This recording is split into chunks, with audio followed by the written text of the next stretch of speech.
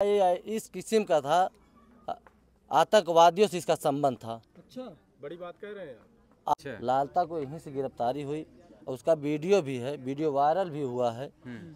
दिखाया गया कि आजमगढ़ से उनका गिरफ्तारी हुई। झारखंड में इसका अपराध था।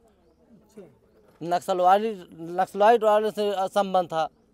और यहाँ किसी से, किसी घर से, मोरे मोहल्ले से पूछ लीजिए, किसी से घर से कोई बातचीत नहीं हो रही थी और सब डर रहे थे उससे। जौनपुर के गौरा बासापुर थाना के अंतर्गत कबीरुद्दीनपुर गांव की जो घटना है उनके घर पे हम लोग मौजूद हैं और उन्हीं के गांव के प्रधान हमारे साथ हैं। चूँकि ज़मीनी विवाद था और राजस्व को लेकर के तमाम प्रश्न चिन्ह भी बन रहे हैं, तो आइए प्रधान जी से ही बात करने का प्रयास करते हैं कि आपकी तरफ से क्या मध्यस्थता की गई। जो ज़मीनी विवाद था उसके लिए परिचय क्या हुआ आपका? वीरेंद्र यादव, ग्राम प्रधान कबीरुद्दीनपुर। जो ज़मीन का मामला चल रहा है इसको लेकर के बताया जा रहा है कि आपने बीच में मध्यस्थता भी की थी, आखिरकार फिर क्या कारण था? जो इसमें ऐसा था कि जैसे 40-50 साल पुराना, मतलब 40-45 साल पुराना विवाद चल रहा था, तो आज के 5-6 महीना पहले हम आए और यहाँ पे जैसे लोगों का विवाद, कुछ मान्य गांव के लोग भी थे, हम आए थे, मौजूद में थे। उसके बाद ये बाउंड्री भी हो गई है। जो ज़मीन का विवाद था, एक इससे 1.5 बिस्सा की ज़मीन का विवाद था। ज़्यादा कीमत उसकी 1 से 1.5 लाख रुपया, जिसके लिए वो गला उतार दिए हैं।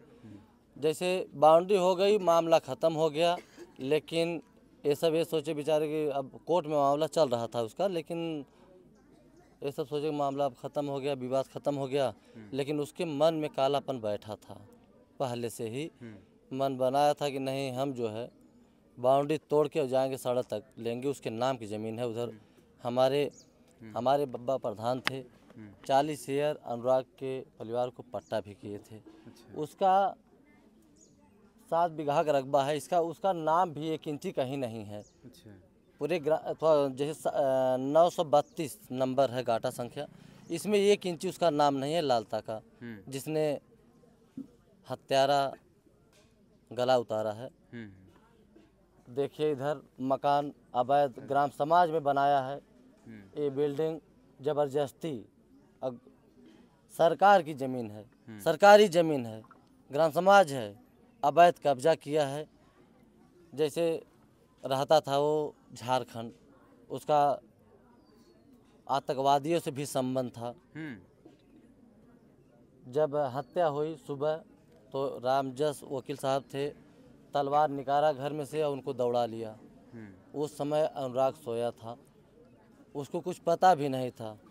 चिल्लाते हुए वकील साहब भाग गए स्कूल की तरफ, प्राइमरी, और ये उठा, इसको कुछ मालूम नहीं था। ये उठने के बाद जो है जाने लगा, दतवन तोड़ा करते हुए जा रहा था, तो पीछे से जो है रमेश यादव पुत्र लालता ने वो समय पाछे से इतनी तगड़ी तलवार मारा कि रमेश ने उस समय उसका गला उतर गया। ऐसा लग रहा था कि कहीं तलवार का ट्रेनिंग दिया है। जिस तरह उसका गला रहता था, कहीं चमड़ी नहीं लगी थी। ऐसा बताया जा रहा है कि अभी उसके घर में तमाम तरह के असलहे भी बरामद हुए उसके बाद। कप्तान साहब घटना के बाद आए थे, हम मौके पे मौजूद थे। उनके घर में से 4-4 तलवारें, 2-2 पिस्टलें और 1 ग्रेनाइट, क्या बोलते हैं, बम बरामद हुआ। जैसे सिपाही ने लेके जा रहा था उस समय, जब बोरे में, तो 4 गाड़ी के पास जाने में 4 जगह रखा हो, इतना वजन था, ले जा नहीं पा रहा था। और पहले से इसका देखने पे लगा इतना असलहा रखा कि पहले से ही प्लान बना के रखा था। और कई लोगों की मूड़ी उतारता वो। उस समय सब थे नहीं, सब अपने काम काज में, किसान हैं, खेती बाड़ी में चले गए थे। और वो बच्चा सोया था, उसको मालूम नहीं था।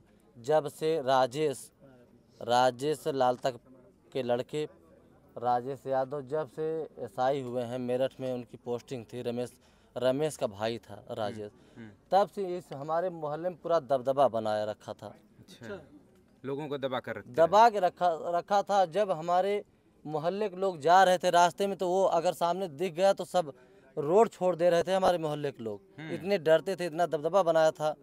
और लालता ने रिटायर हुआ था आज के 12-13 महीना पहले। 2-3 करोड़ रुपया पाया था, 2 करोड़। यहाँ पूरा पैसा के बल पे ये पूरी सरकारी ज़मीन रात में पूरा मकान देखिए बनवा लिया है। पुलिस वाले आए हैं रात में, कह रहे हैं, आश्वासन दे रहे हैं कि हम अनुराग परिवार के साथ हैं। ऐसा है कि डीएम साहब आए थे, कप्तान साहब आए थे, हमारे विधानसभा जफराबाद के जगदीश राय वर्तमान विधायक हैं, पूर्व मंत्री थे, आश्वासन दिए और तभी बाडी उठी। आश्वासन हम लोगों की मांग थी कि एक ग्राम समाज की ज़मीन है, सरकारी ज़मीन है, ये दोनों मकान गिराया जाए। अच्छा, ये मकान जो है उसमें बना हुआ हाँ, सरकारी ज़मीन में है कि गिराया जाए और उसको उनके लड़के को नौकरी से दरोगा पद से बर्खास्त किया जाए और इस गांव से उन लोगों को निष्कासित किया जाए। जैसे नेम्र हत्या, जब हत्या हुई उसके 2-3 मिनट बाद हमें फ़ोन गया, हम नहा के वही पूजा करने जा रहे थे। जब यहाँ आए देखे तो धड़ अलग और गर्दन माँ के को अथवा गोद में था। देखने के बाद पूरा आँखें नम हो गई। 10 मिनट बाद प्रशासन आई, डीएम साहब आए, देखें, तलाशी लिए और यही घर में से ही बरामद उन्हें किए लालता को। अच्छा। लालता को यहीं से गिरफ्तारी हुई और उसका वीडियो भी है, वीडियो वायरल भी हुआ है। दिखाया गया कि आजमगढ़ से उनका गिरफ्तारी हुआ है, लेकिन गिरफ्तारी इनके घर में से हुआ है। इतना सब मोहल्ले के लोग डर रहे थे कि यही घर में गर्दन काट के उनके लालता ने बैठा था। कोई डर के मारे बोल नहीं पाया। प्रशासन भी आई, उनको लेके गई और अभी तक कुछ हुआ नहीं। अच्छा, वो तो जैसे आपको आश्वासन देकर के कि बुलडोजर भी चलेगा और एनकाउंटर की भी बात की गई थी, आप सब लोग तो यहाँ हम लोगों की मांग है, अभी हम लोग अड़े हैं कि उनका रमेश का इनकाउंटर और उनकी नौकरी बर्खास्त किया जाए और इनका मकान ग्राम समाज में है, सरकारी ज़मीन में है, इनका मकान गिराया जाए। रमेश यादव की तो गिरफ्तारी हो गई है। गिरफ्तारी हो गई है, लेकिन हम लोग आश्वासन पे ही अभी अड़े हैं।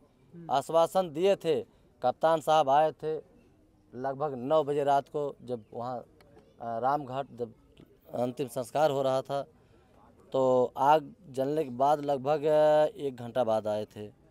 हम लोग कहे कि उसका जो है इनकाउंटर होना चाहिए। हम लोगों की मांग है, तो हम लोगों की यही कहे कि ठीक है, हम ऐसा सबक सिखाएंगे पूरे जीवन याद रहेगा। तो वही आश्वासन और वही हम लोग लेके चल रहे हैं कि नहीं, कप्तान साहब ने अगर आश्वासन का तीसरा दिन है, तो इससे पहले कभी शिकायत आप लोगों ने प्रशासन से नहीं किया? ऐसा है, शिकायत सब किए थे। इनके घर कई लोग कई बार एप्लीकेशन दिए, मामला कोर्ट में चल रहा था, इसलिए इस ज़मीन के बहुत ज़्यादा प्रशासन इनगौर कर रही थी।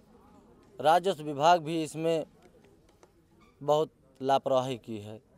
नहीं तो गांव के प्रधान हैं, वर्तमान प्रधान हैं, तो क्या आप भी दहशत में थे क्या उनसे? नहीं, हम दहशत में नहीं थे। ऐसा था कि हम ये सोच रहे थे कि दोनों को बैठा के मामला को शांत कराएं। नहीं, वो अवैध कब्जे की जो बात है, ग्राम समाज की जमीन उसने हड़प किया था ना, उसकी शिकायत आपने कभी किया प्रशासन से या राजस्व विभाग? नहीं, प्रशासन से, राजस्व विभाग से, सब लोग से किया था, बताए थे।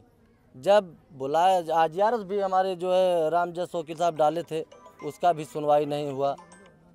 पैसा, इतना पैसा था कि पैसा दे के वो दाब दे रहा था।